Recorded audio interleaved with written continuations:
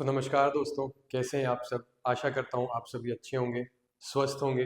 मेरा नाम अभिमन्यु है और आज की इस वीडियो में मैं आप लोगों के साथ डिटेल्ड डिस्कशन करूंगा in respect of judicial services as your career option after law. Last मैंने जो वीडियो आप लोगों के साथ शेयर करी थी उसमें मैंने आप लोगों को एक बेसिक डिटेल्स जो है आपके साथ शेयर किया था। मैंने आपको एक बेसिक फॉर्मेट बताया था कि किस प्रकार जुडिशियल सर्विसेज हमारे देश में एज अ करियर ऑप्शन आप चूज कर सकते हो आफ्टर कंप्लीटिंग योर लॉ। मैंने आप लोगों को बताया था कि किस प्रकार आप सीधा high court and honourable supreme court में डायरेक्टली एज जजेस जो है वहां बन सकते हो आप। दूसरा, आप स्टेट लेवल में ही हाई कोर्ट और सुप्रीम कोर्ट के अलावा डिस्ट्रिक्ट लेवल पे जो सीनियर हमारे जजेस होते हैं, जिनको हम लेमेन भाषा में बोल सकते हैं कि सीनियर जजेस हैं, परंतु अगर आप लीगल टर्म्स में उनकी बात करो तो we talk about additional district जजेस, एडिशनल सेशन जजेस। तो सबॉर्डिनेट जुडिशरी का जो हायर साइड है, जो सीनियर साइड है, आप वहां पे एग्जाम देके अपॉइंट हो सकते हो। And the third thing, the third level was the civil जज जूनियर डिवीजन और the judicial magistrate first class. तो लास्ट वीडियो अगर आप लोगों ने मेरी अभी तक नहीं देखी है, आपको एक बेसिक आइडिया चाहिए, अभी आपको डिटेल्ड इसमें जो है एक कॉन्सेप्ट क्लैरिटी नहीं चाहिए, तो आप मेरी लास्ट वीडियो जाके देख सकते हैं, मेरे इसी चैनल पे आपको मिल जाएगी।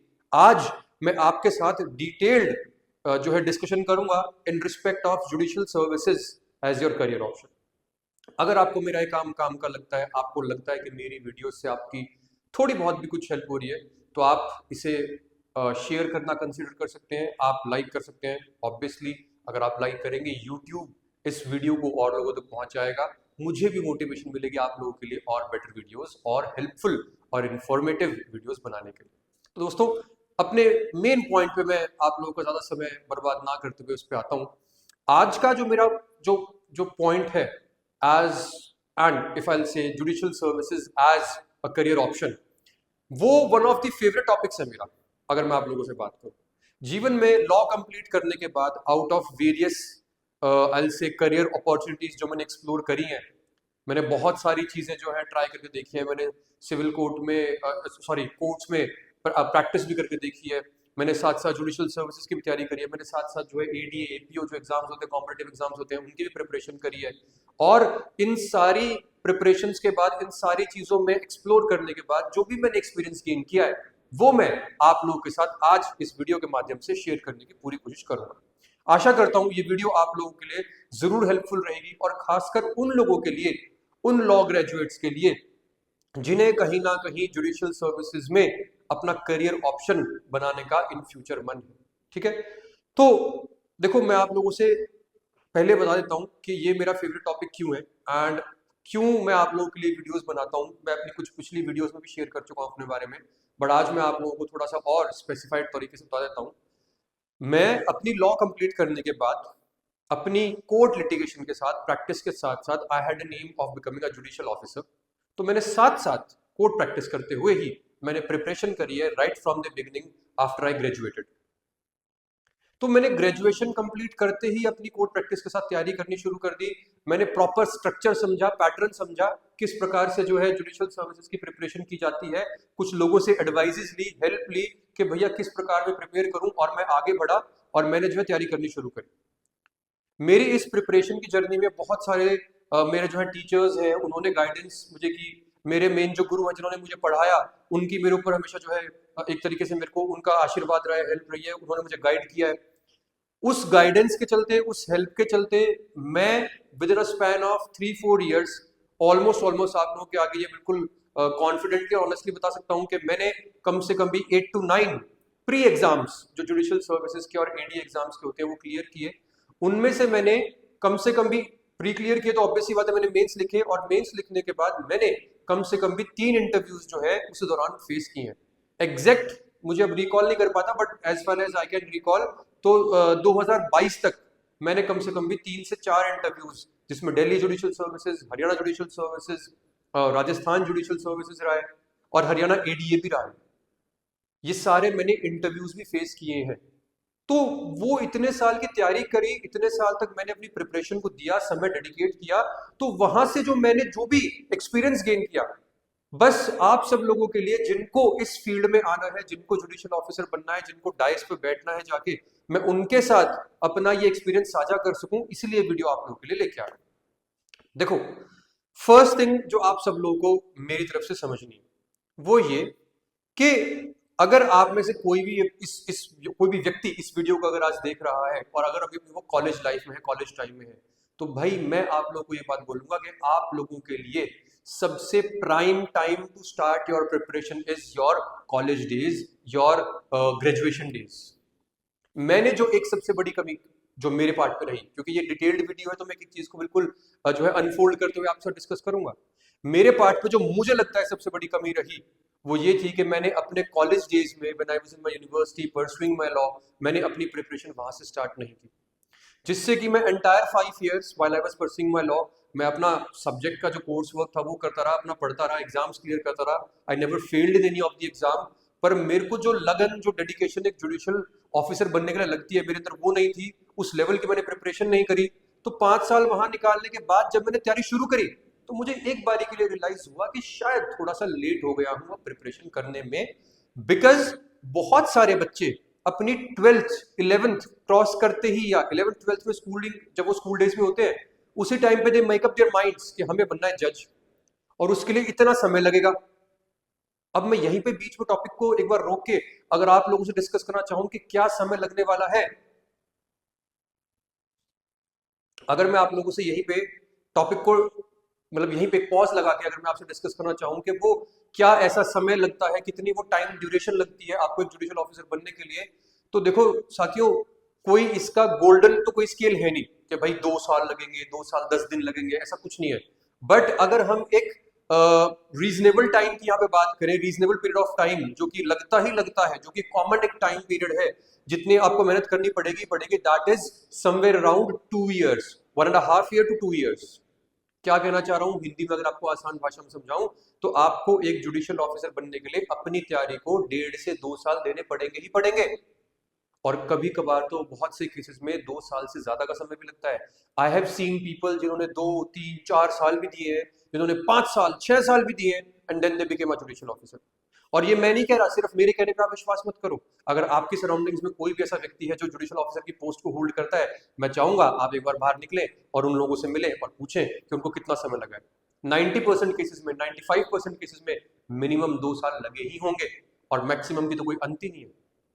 क्योंकि लोगों का एक क्रेज, एक जुनून बन जाता है कि भाई जज बनना है, हमें वो पोजीशन चाहिए।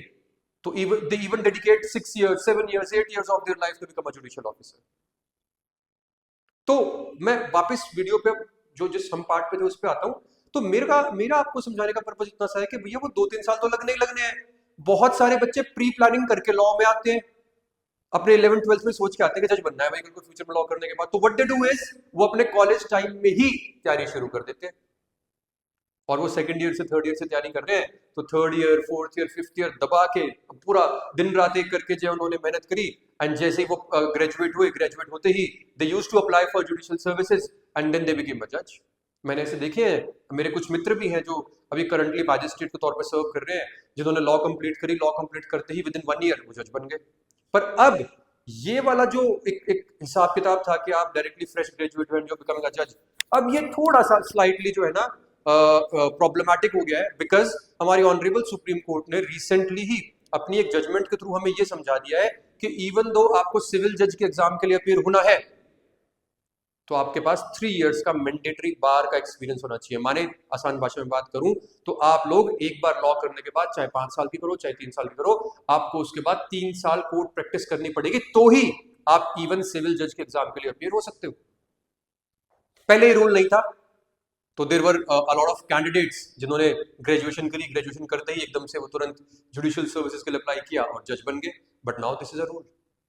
फिर भी मैं आप लोगों को अब भी पहले उसी श्रेणी के बच्चों पे लेके जाऊंगा जो अपने कॉलेज टाइम में है। अगर आप मेरी ये वीडियो देख रहे हो तो भैया अब ये मत सोचना कि अरे अभी तो पहले लॉ करेंगे फिर 3 साल कोर्ट में प्रैक्टिस करेंगे, सर बहुत लंबा समय है। नहीं, this is the appropriate time, this is the minimum time which you need to become a जज। आप अपने 4th ईयर में हो, 5th ईयर में, 3rd ईयर में हो, स्टार्ट प्रिपेयरिंग, प्रिपरेशन शुरू कर दो। लॉ होने के बाद भी 3 साल कोर्ट में प्रैक्टिस करोगे, उसके साथ साथ रिवाइज भी कर लेना। Revision is also very important, very crucial to become a judicial officer. तो पहले तो मेरे कैटेगरी के हो गए ये वाले मेरे साथी जो इस वीडियो को देख रहे हैं। दूसरे वो जो लॉ को जो जो ग्रेजुएट हो चुके हैं, जिनकी लॉ हो चुकी है, जिनका 3 साल से भी कम का एक्सपीरियंस है। आप लोगों के पास तो गोल्डन समय है, लगता ही जज बनने में 3 साल का एटलीस्ट समय है, 2 साल का एटलीस्ट समय है। आप लोगों को तो कुछ और सोचना ही नहीं, start preparing.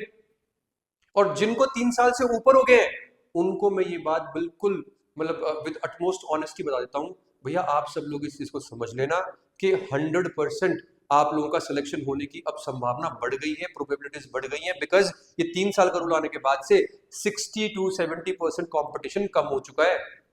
A lot of fresh graduates जो यूजुअली सिविल जज एग्जाम में अक्सर फ्रेश ग्रेजुएट्स 90% फ्रेश ग्रेजुएट्स ही हुआ करते, अब उनको 3 साल पहले कोर्ट में प्रैक्टिस करनी पड़ेगी, तभी वो जो है एलिजिबल है for filling up the form.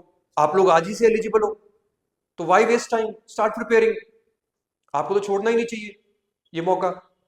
मेरे पास मेरी पुरानी वीडियोस में कुछ मेरे प्यारे व्यूअर्स जो हैं वो कमेंट करते हैं कि सर अब तो जुडिशरी खत्म हो चुकी है, अब तो 3 साल का रूल आ गया है।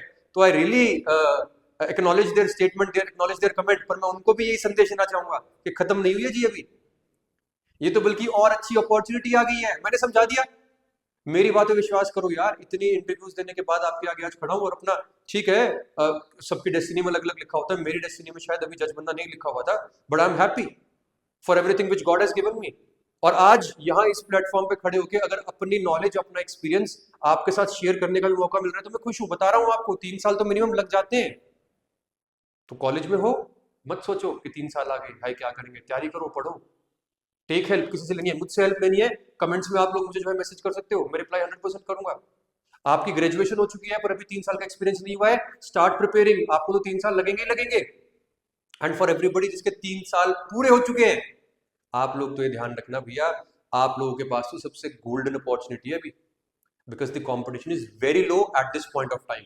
एंड इस 2026 में बहुत सारी और वैकेंसीज आने वाली हैं, ठीक है। तो आई होप आपको मेरी इस प्राइमरी जो इस फील्ड में जो एंट्री लेवल पे जो आपके पास नॉलेज होनी चाहिए, फैक्चुअल नॉलेज, वो आपको समझ में आ गई होगी। दूसरा, क्योंकि डिटेल्ड वीडियो है तो मुझे और बहुत सारी चीजें डिस्कस करनी है। सेकंड पॉइंट, भाई जज बनने के लिए क्या क्या करना पड़ता है, क्या पढ़ना पड़ता है। सर आपने बोल तो दिया भाई पढ़ लो, क्या पढ़े। देखो आप एक चीज ध्यान रखना, किसी भी स्टेट की जुडिशियल सर्विसेज एग्जाम के लिए आपकी 3 स्टेजेस होती हैं। पहली है प्री की स्टेज, दूसरी है मेंस एग्जाम की स्टेज, और तीसरी है इंटरव्यू की स्टेज। आपको तीनों ही स्टेजेस क्लियर करनी पड़ेंगी तो ही आप जज बन पाओगे। प्री की स्टेज कौन सी है? प्री की स्टेज है बेसिकली जहां पे एमसीक्यू फॉर्मेट में मल्टीपल चॉइस क्वेश्चंस आपको मिलते हैं। आपको वो मल्टीपल चॉइस क्वेश्चंस जो है वहां पे अटेम्प्ट करने होते हैं। अगर आपके सफिशिएंट मार्क्स आते हैं, अगर आप कट ऑफ क्लियर कर पाते हो, तो आप बेसिकली प्री की स्टेज क्रॉस करके और आगे पहुंच जाते हो on the main stage. Mains में क्या आता है? सब्जेक्टिव क्वेश्चन आंसर्स, जहां पे आपको रिटन टेस्ट अपना जो है जो आपको रिटन टेस्ट में अपीयर होता है, और वो आपको जो है अपना जो वो आंसर राइटिंग करनी है वो बेसिकली आपको फिजिकली लिखना है वहां पे। तो मेंस, रिटन टेस्ट। फिर अगर आपका रिटन टेस्ट भी क्लियर हो जाता है तो उसके बाद आपके पास तीसरी स्टेज आती है, which is the stage of interview. Interview viva voice, कई बार ये सेम तो नहीं है बट सिमिलर जो है एक कॉन्सेप्ट है, आप समझ सकते हो। बेसिकली आपका एक बार मेंस क्लियर हो जाता है तो उसके बाद आपके रिस्पेक्टिव जो हाई कोर्ट्स हैं वो आपका इंटरव्यू कंडक्ट करते हैं, जहां पे हमारी usually respected honourable high court justice होते हैं, कुछ लीगल एक्सपर्ट्स होते हैं, बिहेवियरल एक्सपर्ट्स होते हैं, और वो आपका वहां इंटरव्यू कंडक्ट करते हैं। और अगर आपका इंटरव्यू भी क्वालिफाई हो जाता है तो बच्चों फिर आप लोगों के लिए ये एक बहुत ही प्राउड मोमेंट होता है, because now you are selected as a जज। हाँ, उसके बाद भी कुछ प्रोसीजरल फॉर्मेलिटीज होती हैं, जैसे कुछ ये आपकी क्या कहते हैं मेडिकल एग्जामिनेशन वगैरह होते हैं, मेडिकल टेस्ट वगैरह होते हैं, वो जस्ट फॉर्मेलिटीज है, उनमें कभी कोई इतना भारी कोई प्रॉब्लम क्रिएट नहीं होती। बट ये 3 स्टेज आपको प्राइमरीली निकालनी ही पड़ेगी, नहीं तो आप जज नहीं बन पाओगे। अगर आप प्री निकाल लोगे, मेंस में रह जाओगे, मेंस आप क्वालिफाई नहीं कर पाओगे, तो आपको 0 से स्टार्ट करना पड़ेगा। अगर आपने प्री मेंस दोनों निकाल लिए परंतु आप इंटरव्यू नहीं निकाल पाए, तो अगेन आपको जो है फ्रेश जो है स्टार्ट करना पड़ेगा, 0 से स्टार्ट करना पड़ेगा। इसीलिए आप सोचो ना, जहां 3 स्टेजेस हमें क्वालिफाई करनी पड़ रही है, तो वहां तो आराम से बहुत ही इजीली आपके 2-3 साल लगते ही लगते हैं अपने आप को पॉलिश करने में। आप एक बार पढ़ोगे एंटायर सिलेबस को, एक बार आप आंसर राइटिंग की प्रैक्टिस शुरू करोगे, एमसीक्यू सॉल्व करोगे, फिर आप एग्जाम्स में अपियर होगे, कुछ ना कुछ जो वहां कमी आ जाती है, कई बार एग्जाम में बैठते हो वहां नर्वसनेस आती है, एंग्जाइटी आती है, वो हिट करती है आपको कहीं ना कहीं। फिर आप जो है उसमें घबरा जाते हो और वहां घबरा के आंसर्स गलत कराते हो और फिर वो प्री रह जाता है। आपने 6 महीने साल दिया तैयारी को, पर एक आपकी छोटी सी सिली मिस्टेक के कारण आपका प्री रह गया, या आपकी एंग्जाइटी के कारण आपका प्री रह गया, आगे वापस स्टेज 0 पे फिर स्टार्ट करना पड़ेगा। तो ये आपको इस वीडियो के माध्यम से किसी को डरा नहीं रहा कि अरे बहुत टफ है। It is easy, but it will take time, it will take your patience, it will take discipline, perseverance. ये तो आपको फॉलो करने ही करने पड़ेंगे। मोटिवेशन से ज्यादा सुन लो, मोटिवेशन टेम्परेरी होती है, डिसिप्लिन एंड परसिवियरेंस ये आपके परमानेंट है। समय लगेगा, धीरे धीरे आपको जो है अपनी तैयारी को आगे बढ़ाना पड़ेगा, पेशेंस रखनी पड़ेगी। You will definitely become a जज, मैं आपको लिख के दे रहा हूं। Same pattern higher judicial services जब हम बात करते हैं, if you are appearing for ADJ और एएसजे, तो उसमें भी सेम पैटर्न है। पहले प्री है, आप प्री क्वालिफाई करते हो, फिर मेंस है, अगर आप मेंस क्वालिफाई करते हो फिर इंटरव्यू है, अगर आपका इंटरव्यू भी क्वालिफाई हो जाता है देन यू बिकम अ जज। पर अगर मैं आपसे बात करूं अबाउट बिकमिंग अ जज इन high court and supreme court, वहां स्टोरी अलग है, वहां कोई एग्जाम नहीं होता। वहां क्या अलग स्टोरी है वो किसी सेपरेट वीडियो में बताऊंगा। आज मेरा मानना यह है कि आप लोगों को बहुत हद तक मेरा जो पर्पस था इस वीडियो का वो समझ में आ गया होगा। नेक्स्ट अब जो मैं वीडियो आपके साथ बनाने वाला हूं दोस्तों, अब मेरी अगली कुछ videos judicial services as career option पे ही रहेंगी। आज इससे ज्यादा मैं इस वीडियो को लंबा नहीं रखूंगा, नहीं तो आप लोगों के भी माइंड में एक तरीके की मोनोटनी, बोरियत क्रिएट हो जाएगी। आज मैं इसको इतना ही रखता हूं, इस वीडियो को आप लोग एंड तक जरूर देखना, आई होप आपने देखी भी होगी। नेक्स्ट अब जो मैं अपनी वीडियो बनाऊंगा वो स्पेसिफिकली जो आपका प्री एग्जाम होता है उसमें किस प्रकार क्वेश्चन आते हैं, कौन सी स्टेट के लिए आप ऑप्ट कर सकते हो, कैसे वहां एग्जाम में बैठ के जो है बहुत सारी सिली मिस्टेक्स आप लोग करते हो उनसे कैसे डील किया जाए, इन सारी की सारी चीजों के ऊपर मैं डिस्कशन करूंगा। फिर उससे नेक्स्ट एक वीडियो मैं कोशिश करूंगा मेंस के ऊपर बनाऊं, फिर उससे एक नेक्स्ट वीडियो मैं कोशिश करूंगा कि इंटरव्यू के ऊपर बनाऊं, जहां डिटेल्ड हम लोग डिस्कशन करें, ताकि आप लोगों को चीजें इजीली समझ में आ जाए, आप लोगों का माइंड बिल्कुल क्लियर हो जाए कि यार जज बनना था, आज तक समझ में नहीं आ रहा था, आज हमने एक ऐसे व्यक्ति को सुन लिया जो खुद एक एक्सपीरियंस होल्डर है, जो खुद इन स्टेजेस पे गया है, तो उससे हम क्या हेल्प ले सकते हैं, आपको अटमोस्ट क्लैरिटी आ जाएगी फ्रॉम वॉचिंग माई वीडियोस। तो आज के लिए मैं आप लोगों की परमिशन लेता हूं दोस्तों, और अब हम मिलते हैं नेक्स्ट वीडियो में। Thank you.